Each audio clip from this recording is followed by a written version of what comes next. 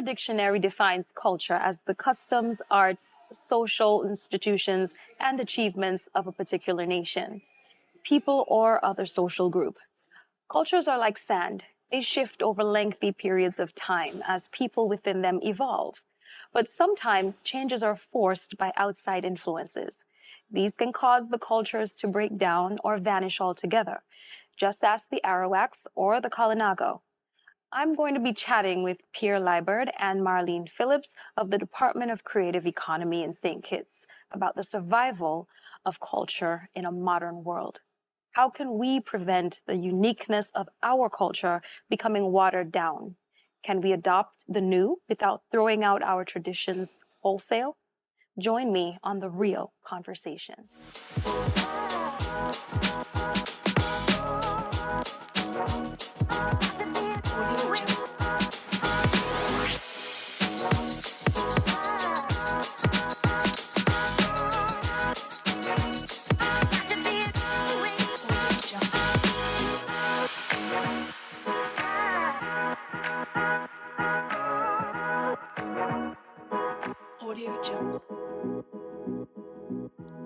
Hi, so today I am with Marlene Phillips and Pierre Liburd, and we're going to jump right into the survival of culture today. Now, the world is ever changing, and cultures, it seems, are constantly being fragmented.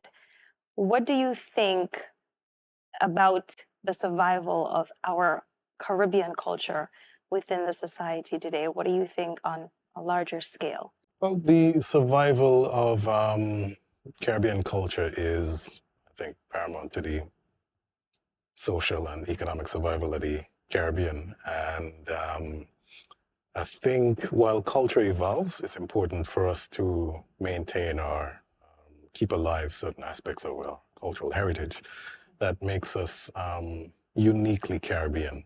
And even within the Caribbean, uniquely Kittitian, uniquely Nevisian, and so forth, and it helps to distinguish who we are as opposed to other cultures, and is fuel for further discussion and interaction and exchange of ideas across cultures. So definitely. Marlene, do you think that in this ever-changing world that our culture can survive? I think it can. I think it's demonstrated that it has. Because as Caribbean people, we're descendants from Africans, from the continent of Africa. And Caribbean people are multicultural, multilingual, and that has survived through colonization. And that's what makes up the mixture of who we are. So I have a friend who's Nigerian, and she says, she lives in the Caribbean, but currently lives in America. And she said to me that a lot of the traditions from her country that have been lost are evident here in St. Kitts and Nevis. She sees that in the culture of Kittitians and Divisions. So to me, that was a profound statement and demonstrates that, yes, it can survive because your culture moves with you wherever you go geographically, even though you're influenced by other cultures. I think there's certain things that you just can't lose. Speaking of the influence of other cultures, our carnival, for example, do you think that this is a stronger exhibition of our culture as Kittitians, particularly, or do you see more of an evolving mix of other cultures? And what do you think about that? Because I hear this debate all the time. Carnival is not our culture. It doesn't represent our culture because there are too many other cultures that are influencing it. So what are your thoughts on that? I know that initially there was something called Christmas sports that came out during colonization on the plantations, on the estates. And it was the one time of the year when the enslaved Africans were allowed to congregate and, have a day off and express themselves. And it manifested in terms of like folklore and traditions and different plays and mega business, and some of them have died out. So that, from my understanding, was the origins of pre-carnival here in St. Kitts and Nevis. So, as time has evolved, I think, when cultures mix and people travel and you see, we've got media, it's a digital age we're in, it's very easy to see different cultures from different parts of the Caribbean, parts of the world.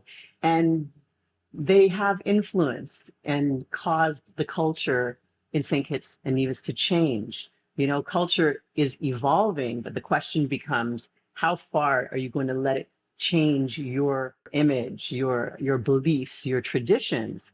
I personally don't believe that it's healthy. All the change is healthy. Some people think that change is good. It can be and it can't be, you know. But the question, I think, lies with the people. How do the people feel? How the members of the community feel about what's happening to their culture? You know, it's something that you have to speak to many different people, different age groups. You know, Carnival here in St. Kitts means something different to different types of people. The young generation love it. They love the costumes and the fetes and the music, and you know, the bands come out with new music for the season. But then you also have the elders, the parents, the children, and sometimes I think there's a clash. There's a culture clash in terms of what the young people want versus what the elders want, which I think is more tradition. You know, the folklore. The Makajumbi, the clown, the masquerade. I think everybody loves to see that. So there's more than one element happening during Carnival. I think it can be subjective, but it just depends what people enjoy personally about Carnival, where you're going to have your position. Pierre, she's correct when she says that it all depends on the eyes that are looking at the situation, on what lens they're looking at it through. Because I've spoken to younger and older people, and I've also spoken to women specifically, because I know a lot of women. I have relatives who love being in the troops and love the costumes and things like that. And then I have men who absolutely disdain the fact that there's so much lewdness, as they explained it, in the troops and the parades themselves. So what do you think about the nudity aspect, or the near nudity aspect, of what our carnival specifically has become? Because it's almost like something vertically being done with horizontal intentions in the presence of children.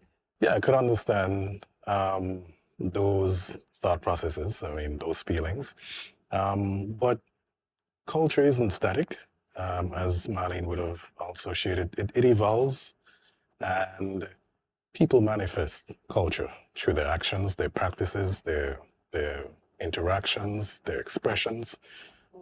So people dictate collectively what the culture is. So if persons don't like what they see, it is incumbent on them to do something to influence where the culture is going.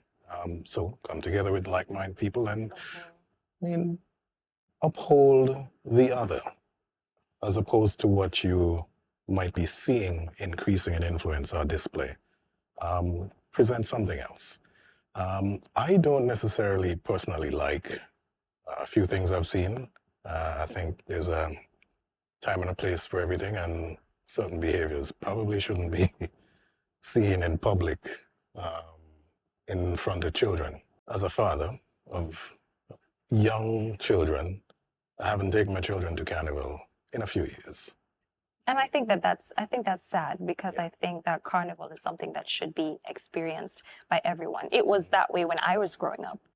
There was one day of parading for the adults. There was one day of parading for the children.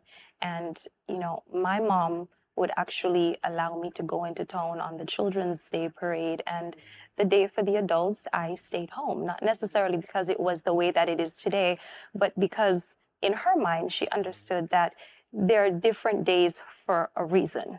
We can't always, you know, it's not fair to necessarily say, well, these people who have been working so hard all year don't have the right to enjoy themselves. But then on the other side of that, the fact that we have not separated children from the adult day parade at this point in time, should there be more consideration and a bit more conscious mindedness going on when it comes to that? Well, I personally see the decline of morality in our society, and it alarms me. It greatly alarms me. We have to look at why is that happening, you know? There's nothing wrong with having carnival. There's nothing wrong with saying I've worked hard for the year and I want to enjoy myself. But the question is, what is enjoyment? Do you have to Yes. demoralize yourself? Do you Do you have to be reveal? intoxicated? Yeah. Do you have to be intoxicated? Do you have to reveal your body to the public, to the world? What happened to having a conscience? What happened to self-pride? What happened to are people thinking about their children? Are they dressing modestly? It brings to question like what are societal norms, and why are we accepting that nudity semi-nudity on the street is acceptable? As Pierre said, there's a time and place for that. I personally don't want to see naked bodies on the street, male or female, at that time of year. It's supposed, to me, it should be wholesome. It should be something a family can participate. I understand adult and the separation of adult and children, carnival, but what I've seen in carnival this past year was really very, I don't even know the words. I'm tripping over the words to say because, I'm a woman, and I'm embarrassed. Yeah. I'm embarrassed, because in society, we have challenges with gender issues, with being objectified as women. Women demand respect, but how can you be respected if you're half naked? So you can't have both, and I'm not to say that you can't dress sexy. I saw a lot of amazing costumes that were beautifully designed, very colorful, and I like to see them. But it's the behavior of the individual in the costume. Yes. Why do we have to behave in such a manner that is very lewd?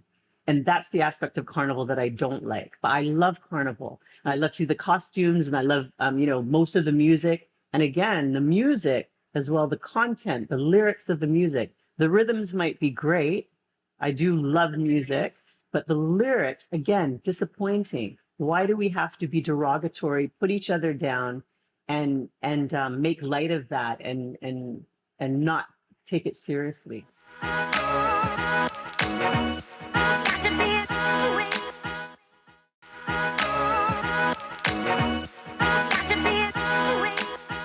So we often talk about the fun sides of carnival, and we know what carnival should be a representation of when it comes to our culture. But as we just discussed, it has evolved into something quite different.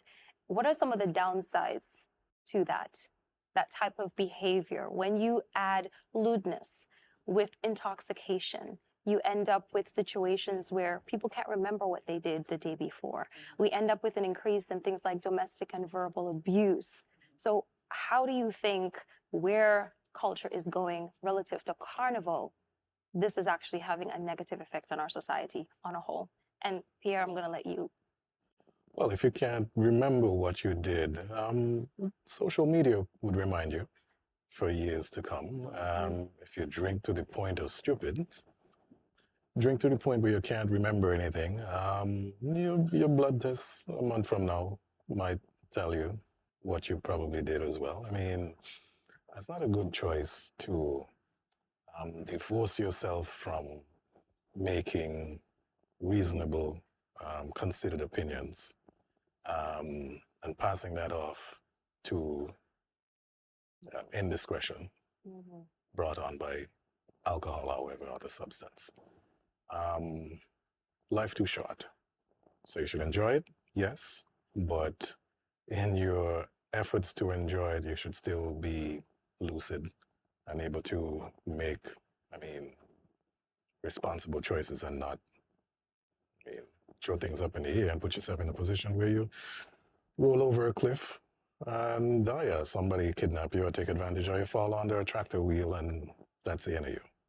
Do you think that in itself is an aspect of it, responsibility, and actually intentionally wanting to divorce oneself from that responsibility? Yes. Okay. Marlene, what's your take on this? Yeah, I think people just want to forget their problems for a moment. Well, carnival here lasts for a month, so maybe for 30 days, want to forget. In terms of responsibility, they should remember the impact, right? You have children. whether you're doing it in front of your children or not, you know, your peers are seeing you and seeing your behavior. And at that particular time, your behavior, is that behavior going to resonate going forward when you're applying for a job? When you're walking down the street, when someone is insulting you and you demand respect. However, Carnival, we saw you in a very disrespectful position or saying some disrespectful things. And, you know, you can't command respect unless you give it. To refocus. I don't know if it's, I have a belief that change can always happen. You know, they always say to invest in the young children because the young adults, like they're gone, the teenagers. But I think we need to focus on the young people and the teenagers and give them some guidance. If the ones who are elders or wiser are not interacting with the young people and trying to shape them, they're going to continue in that kind of behavior. Yes. You understand? Yes. So we have to talk to each other. We have to talk to each other. Mm-hmm. Do they have someone to talk to? I don't know. Exactly. Sometimes at Carnival or during that time of the year, I might see mothers with their children, and sometimes I'm shocked at how they have their children dressed. Their children they look very adult to me. Costumes as well sometimes. Yeah, and also. I think it's too provocative for a child. Those are the concerns I have in terms of seeing that kind of behavior. So the question becomes, you know, what is our moral compass? How far is too far? Going too far? And I think it has to do with, you know, our mental health, our well-being, and are we providing avenues for people to release those tensions through conversation? As Caribbean people, we don't talk to each other. We shout at each other. We dictate. Yes. Go do this. Go get that. You know, our parents order us around because that's sort of a part of our culture. You know, the children run and do things, and there's nothing wrong with that. But it's how do we speak to our children, and when they grow up, they're going to be repeating that same behavior. And can they talk? In a relationship, can we talk to each other? But men and women. Social etiquette a part of our culture? I mean, what are the things that even make up our culture? Because there's a lot of shame and blame sometimes that goes onto a particular generation. But who taught that generation? What were the examples that they were following? I grew up where if it was not okay with my mother, it was not okay with me. And that kind of followed me into adulthood. I'm a grown woman today, and I still think about her voice in my ears just going, yeah, I wouldn't like that. And that matters to me because her respect matters to me. So where does the older generation play a part in the preservation of this culture and making sure that certain things are reinforced? They're the foundation. I mean, they are. And the fact that we could be having this conversation now suggests that there's been some failure. And a good step forward would be to acknowledge that and consider how we could address those failures going forward. Because as Marlene was discussing, thoughts keep going through my head. One of them being the generations that follow each other tend to amplify, at least in my observation, the worst behaviors that they see exhibited. Where things start, and they just stop. That's one of them. So the kind of behavior that you exhibit in front of young children publicly right now and justify it, you should expect to see 5-10 years from now, they would display the same behavior 10 times worse. And you're going to be aghast and say, how'd they get so? They followed you. Exactly. And the generations that follow them going to multiply, amplify the behavior. And you have to consider where things start and they're going to stop. What would be our position? What would we look like in the future? You don't even have to necessarily put a moral stance to it. Development-wise, social-wise, what would we look like? Is that good for us as a people? And really consider, I mean, the domino effect of what we do now. And look at where we want to be and start taking the steps that would get us there. Teach your children right, show good example. And on a global scale, how does this represent our culture? Again, there's got to be dialogue. We have to have these conversations with people who, like the people in the community, the people who participate in Carnival. It's something that it should be a debate, it should be a discussion. I can't answer that question. I'm one person. It's just my own, skewed opinion, about what I've said. But we have the questions I'd be asking the community: is this how you want to be remembered? Is this how you want to be perceived? There are stereotypes all over the world. Certain countries, we think that, oh, it's a terrorist country, don't go there. Other countries, we hear about the violence. Even St. Kitts and Nevis was known as having a high murder rate, which the outside world would be fearful of. But we who live here, we feel safe. It's just, based on population and the amount of deaths happening and the frequency. So we have to ask ourselves the question: how do we want to be perceived? A lot of us in the Caribbean, we travel out into the diaspora. We travel like to North America, Europe, Africa, and we want to have livelihoods. We want to have jobs and be respected. So at the end of the day, do you want to be labeled a particular way based on your behavior? Oh, St. Kitts and Nevis is known for this. It's might come up in an interview. I know that people that are looking to hire other people will search the internet for the person. And, we have Facebook, Instagram, Twitter, TikTok, and on and on and on, many different social networks where people just express themselves and just put up whatever they want without knowing that it might hurt your career at some point. It's a social media that everyone has access to, and I think that sometimes people don't think of the ramifications of that. So yeah, I think we have to do something about it. We have to have the conversation, find out, what's wrong, is anything wrong? Do the young people think there's something wrong? Are they fine with it? And how do the elders feel? How do the children feel? On these all find out how Yeah. we can, or what some of the suggestions are that Yeah. can be implemented as to Yeah. how we go about rectifying some of this when we get back.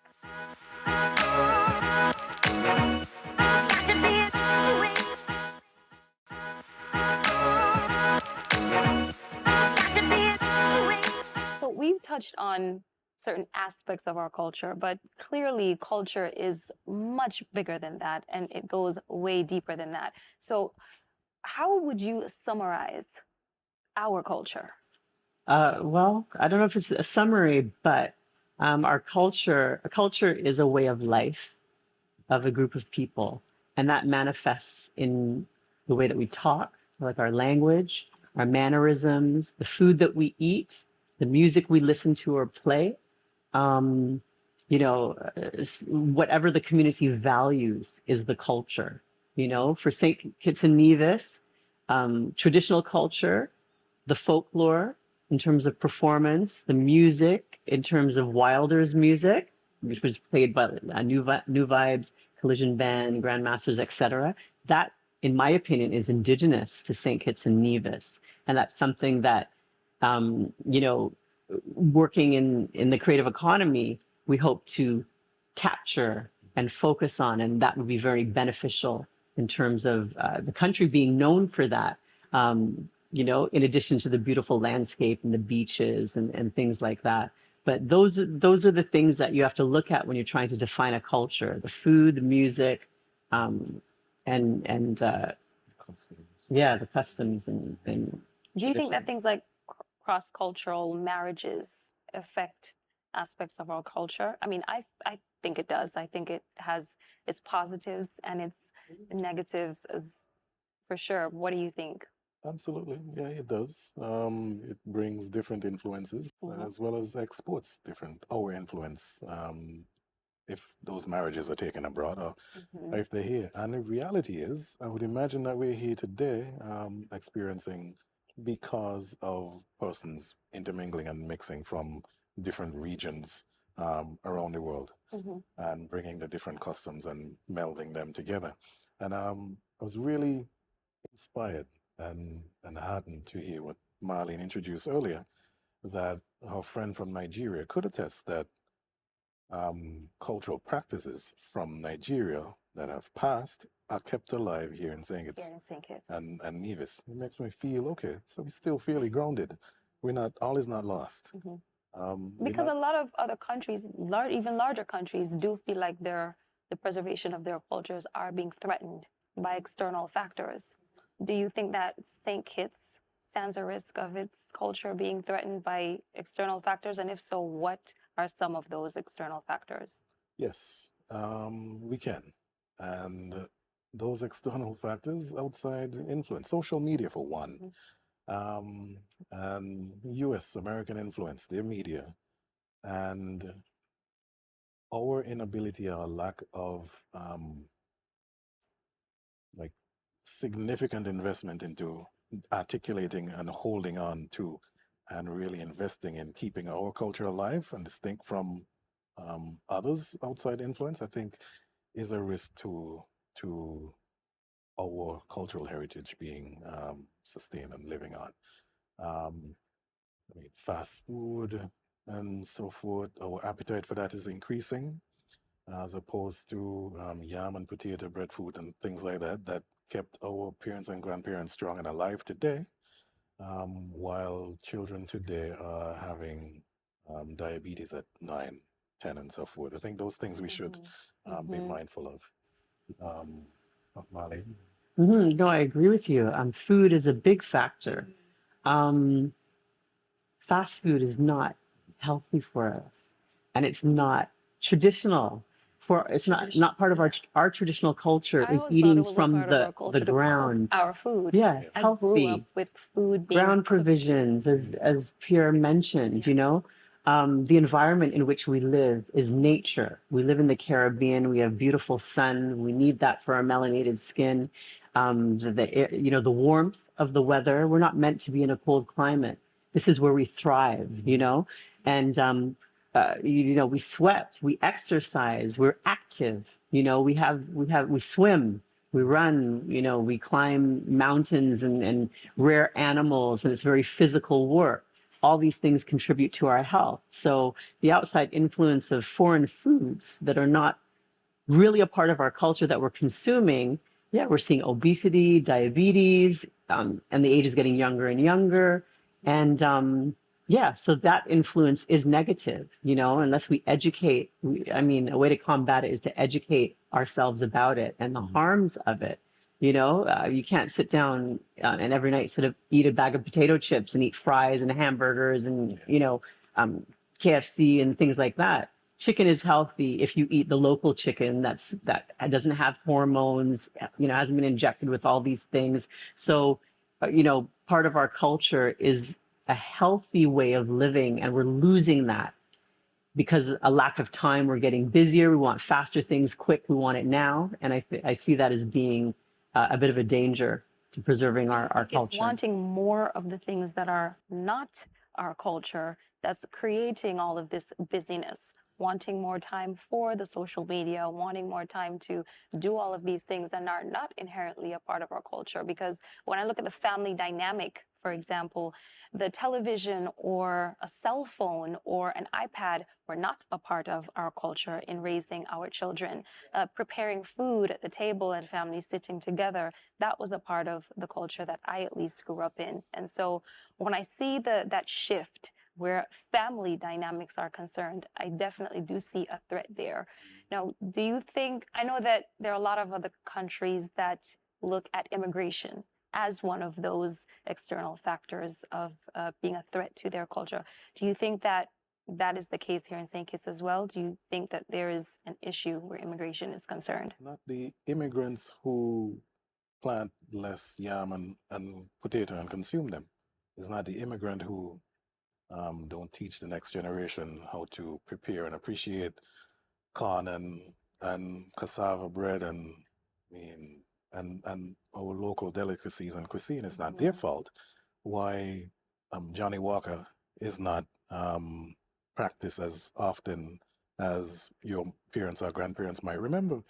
So we got to look at ourselves. It's our doing, our putting aside our own cultural heritage and embracing other what we see on social media, what we hear in the rap music and dancehall and so forth, and try to emulate and put into our own music. It's our doing.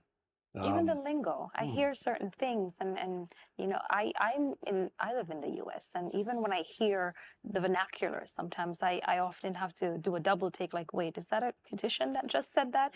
Because you're picking up these slangs and you're dressing like them. The when I look at even, I came back here a few years back and I remember going, God, I swear almost everyone looks the same because it looks like they're all getting their hair done at the same salon. Their face is done by the same makeup artist. Everything just looks the same, but it doesn't look like us. It looks like it's out there.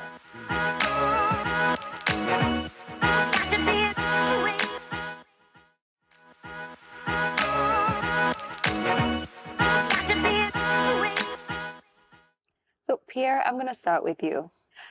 I am a firm believer in we don't always have to sell out for people to buy in. mhm. So, do you think that without degrading or commodifying traditions of our culture, we can actually encourage more global cooperation where our culture is concerned? Yes, absolutely. I mean, we are in a unique people with a unique history, a unique blend of cultures to form our own Kittitian and Division identity, our own practices, and we are more than the negatives. A lot of them we've discussed already. We are creative people, we're resilient people. We come from strong background of determined survivors.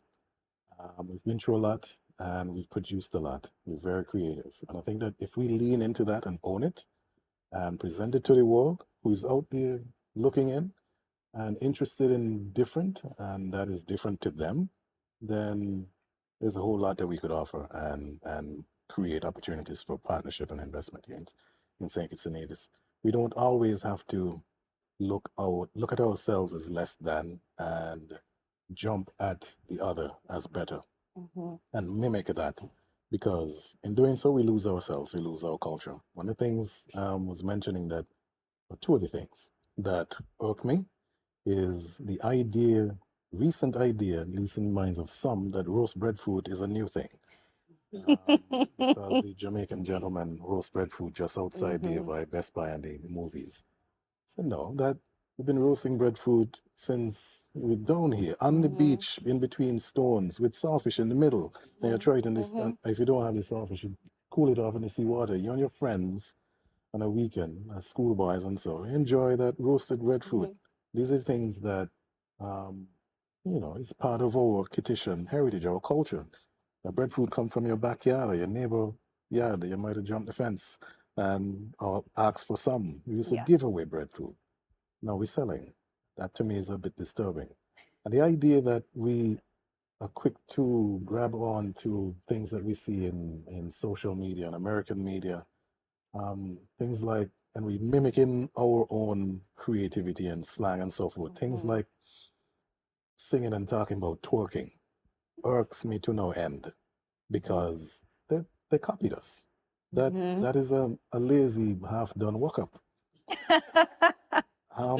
which is part of our cultural heritage. But that's what we do. But no, as opposed to standing firm and say, this is ours, stop copying, call it what it's supposed to be, we mimic them. And we do it over and over and over and over again. And in so doing, we lose ourselves. And I think that we need to stand up and be proud of who we are and celebrate it. And let the world accept us. And they mimic us as well. They take what is ours, they dress it up, they rename it, they label it something else, and then they put it out there into the world. And we The just only agree. difference is they manage to make money off it. Yeah. And I think that that's one of the biggest Right. problems. And some of that money is ours Is that we ours. spend and give it to them and say, yeah, that Well, thing, that's not ours. Speaking of that, the promotion of tourism, I think that we do a great job where that is concerned, but I think that there's definitely room for growth. Yeah. What do you think that some of the steps for promoting tourism are that should be taken? Don't want to dominate. No, I'm starting with you, Pierre. Yes, ma'am. It's called gender equality. Okay. Right Yeah, here. continue. Okay. So it's not piling on? Oh It's no. not, Oh it's not no. ganging up? No, no, no, Okay. no. Free speech. Start with recognizing and appreciating who we are, the unique qualities of St. Kitts and Nevis cultural heritage, and selling those things. What is unique to here, this land, this soil, this people? And you promote that and invite persons to come and experience it. Because, I mean, in North Dakota, Oklahoma, New York, how many donkeys there? I mean, and it goes back to our changing tastes and so forth. The increase in consumption of canned goods, processed things, fast foods, and so reduce our consumption of ground provisions, things that our grandfather and parents used to produce in the hills or in the backyard, bring it down on the donkey and and and share it. The last time I've seen a donkey is passing the paddock outside of Ross University, being in Nevis, where they run free. It, because that was tied to the culture as it was then, and it evolves to a point where you hardly see one. How many times have you seen a lady carrying a basket or a bag, and 1.5 times her size on her head, balancing it, walking for miles without touching it? It's a skill that we've lost. And I've always found it fascinating. I tried it a few times myself, never really get it work. But I came out of necessity. I would imagine the need for that has changed for a number of reasons. But we could still keep that alive, demonstrate it, teach outsiders come in who want to pay a healthy dollar or so to experience that and learn it and show off to their friends and so forth, take nice pictures, put it on social media. Let them try and emulate us. I mean, we have the power to do that, and I think that we should own it and make it happen. I was recently at Port Zante and I witnessed this in front of me. There was a shirt in the store, it was just hanging up, and I thought it was a pretty shirt, and I was about to get the shirt because it said St. Kitts, West Indies on it. And a young lady said to me, "What do you want to buy that for? That doesn't even look good." And I said, "Well, it says St. Kitts on it." And she goes, "I prefer to buy something that says Paris or London on it." And so it got me to thinking, why are we as a younger generation, as a generation period, why are we so much more open to advertise for other people and not for our own? And is it that we don't feel like we're being appreciated when we do? Are locals not compensated well enough when they do things in comparison to when it's done by a foreigner that comes here and does the same thing? What do you think there's tension there? Well, I mean, I don't know what it is. I don't know why, as a people, we have to have somebody say this is good, somebody from the outside acknowledge that it's good before we believe we have something that is good. Others better. Yes. Yeah, we don't know what we have. We've got a gold mine, right? And it is our culture. With tourism, people want to experience our culture. They want to come, they want to see where we hang out, what kind of music we listen to, how we dress, what kind of food we're eating, and they want to partake in that. The experience is where tourism is now, in my opinion. You can only go to the beach so often, you can only climb up the mountain so often, but you want an experience with the local people wherever you go and visit, right? And we do have some amazing people here in St. Kitts and Nevis that are doing some amazing things, making some amazing food products, food, wine, skincare products, clothing, and it's just not getting the platform that it should get. When you're looking at infrastructure, like from a government perspective, you expect the government to create opportunities for these individuals, to elevate them, to market, promote them, export them. And I think a lot of education has to happen because we have so many creative minds here that are doing things, they're doing it on their own, and we just need to take it to the next level. And I think that has to do with education in terms of helping people to understand how to run their own business, understand how to do packaging, marketing, how to export to an international market, and to share that experience, you know, manufacturing, mass producing some of the products. I see a lot of amazing craft here. We have people, like I said, that make soaps, they make jams, they make drinks, they make wine out of local juices, out of local fruits that we have here. And they taste amazing. The products are excellent. So, but there's a barrier where, exporting the product is an issue. It takes forever. The cost is very expensive. So the cost to someone who wants to purchase outside of here is not attractive. It's a hindrance. Different opportunities like manufacturing. How are you going to get your product manufactured if we don't have factories here, or the opportunity to create factories to produce the product locally, export ready? You know, these are the kind of challenges that we have. Where can their items be showcased? You know, there are some opportunities. You know, I know that when tourism travels to trade shows overseas, they tend to bring local products and the best of St. Kitts, what St. Kitts and Nevis has to offer, which is excellent. You know, but beyond that, we need more training, more support, grant opportunities and things of that nature to help elevate and showcase these products and get them into, like, why can't they be put in the stores at Port Zante, for example? You know, but again, it's the standard, the packaging and labeling and all of that. It has to be ready for to share, you know. And in terms of services, yeah, we have to appreciate the talent that we have here, and they should be remunerated accordingly based on what they're bringing. I mean, our folklore, our masquerade has everybody loves the masquerade, not just regionally, internationally, when they see that art form perform. But there are other folklore art forms. There's the Makajumbis, there's the actors, there's the clowns, and I could go on, there's the bull.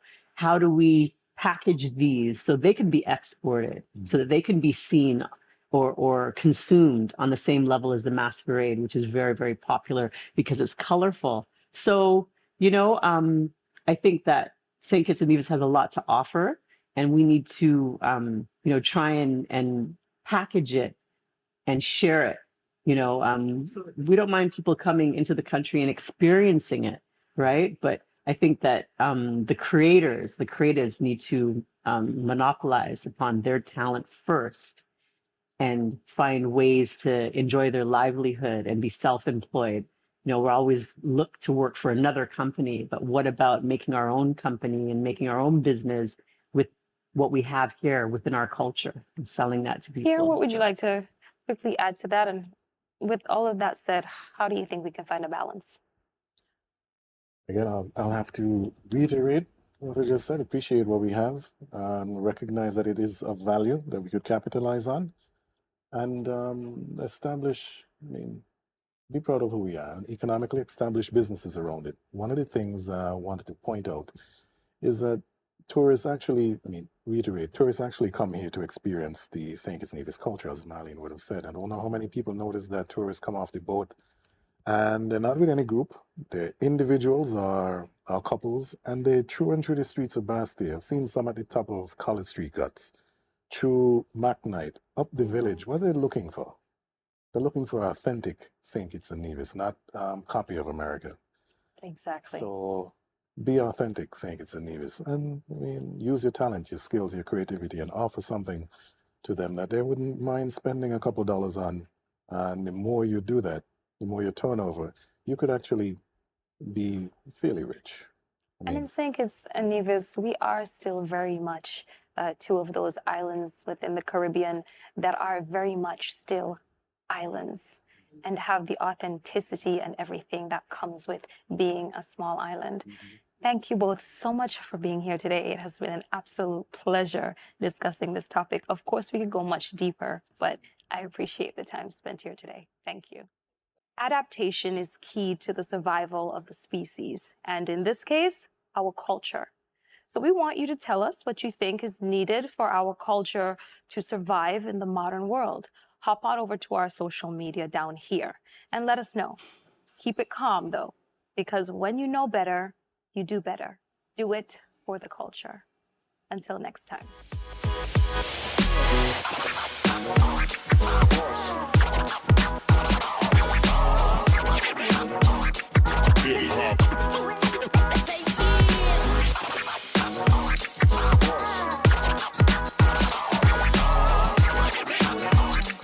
Get